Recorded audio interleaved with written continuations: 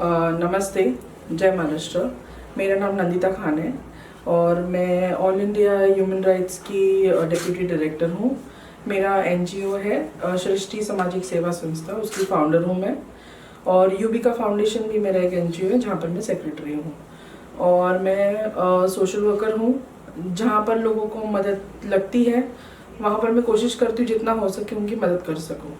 Right, आपने कहा कि आप सोशल वर्कर है और आपका जो है एक एनजीओ भी है जिसने कोविड में बहुत ही अच्छा काम किया है। थोड़ा सा उस बारे में बताइए, क्योंकि जो अच्छा काम है वो लोगों तक पहुंचना चाहिए जिससे कि लोगों को प्रेरणा मिले। कोविड पहली बात तो सबके लिए एक शॉकिंग सिचुएशन था जो आ गया था। और शुरुआत में तो ऐसा था कि सब लोग डरे हुए थे। इनफैक्ट मतलब क्योंकि मैं खुद भी एक ह्यूमन बीइंग हूँ, तो उस वक्त थोड़ा सा डर हमारे मन में भी बैठ गया था कि कहीं ऐसा तो नहीं है कि ये इस वक्त हमारा जो है वो ये आखिरी साल है। लेकिन जब लोगों को देखा कि उनमें तो हद से ज़्यादा डर है, क्योंकि उनकी इनकम वगैरह एकदम से मतलब सब कुछ लॉकडाउन हो गया, तो वहाँ पर ऐसा लगा कि अगर कुछ हो जाए तो अच्छा करके ही जाएंगे ये दुनिया से। तो तभी हमने ये सोचा, नहीं, मैं और मेरे कार्यकर्ता हम लोगों ने ये सोचा, नहीं, हम लोगों को लोगों के बीच में जाना है। जहाँ पर उनको मदद किसी भी किस्म की ज़रूरत पड़े, हम लोग हमारी तरफ से कोशिश करेंगे कि हम लोग उनको पहुँचा सके वो मदद।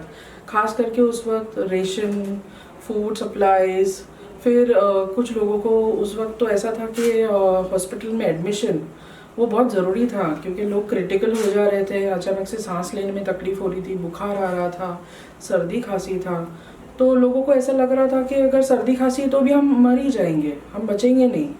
तो उनको बाद में धीरे धीरे हमें भी रियलाइज़ हुआ प्रॉपर एजुकेशन से, डॉक्टर्स से मिलने के बाद, कि नहीं, मतलब डायरेक्ट ऐसे कुछ होने वाला नहीं है, हम लोग को प्रिकॉशंस लें। तो लोगों को जाके पहले हमने समझाया कि डरो मत, घबराओ मत।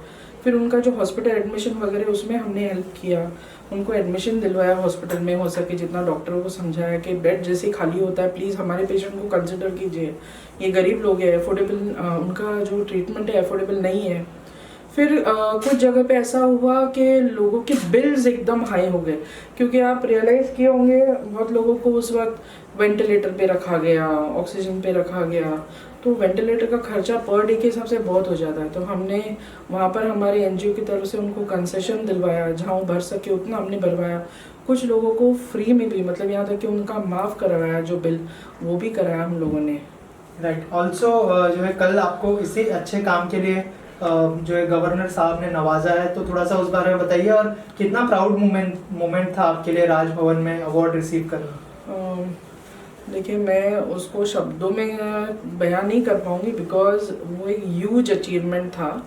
एक बहुत बड़ा सम्मान की बात है कि हमारे गवर्नर जो राज्यपाल हैं मिस्टर भगत सिंह कोश्यारी, उनके हाथों से अवार्ड लेना एक अपने आप में ही बहुत गर्व की बात है।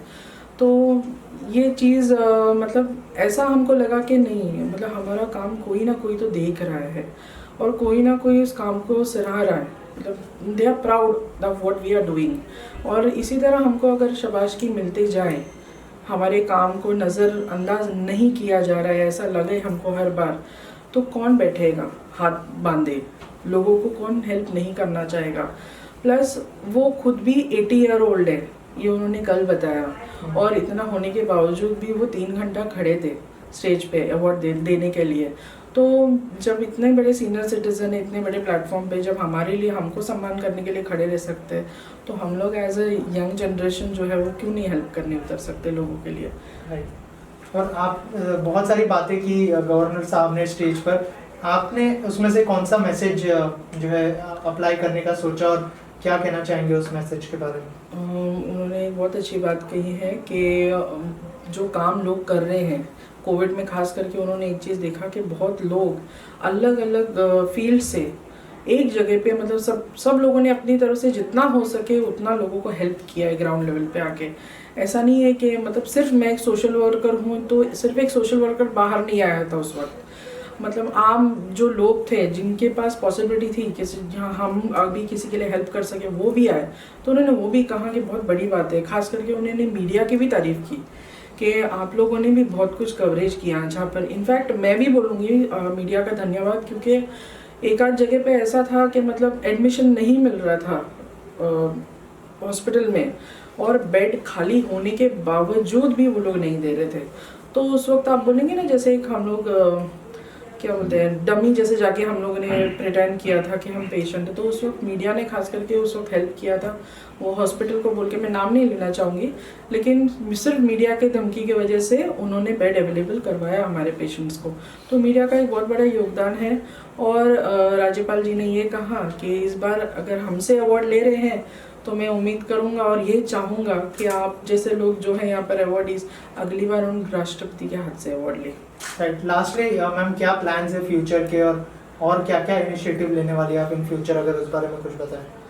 फ्यूचर के प्लान्स तो यही है कि लोगों के काम आ सके जितना। आज अगर 100% में से अगर हम 50% खरे उतर रहे हैं तो ये कोशिश रहेगी कि 100 पे 100 तो कम से कम, अगर नहीं आ सके तो एटलीस्ट 90% तो आ जाए।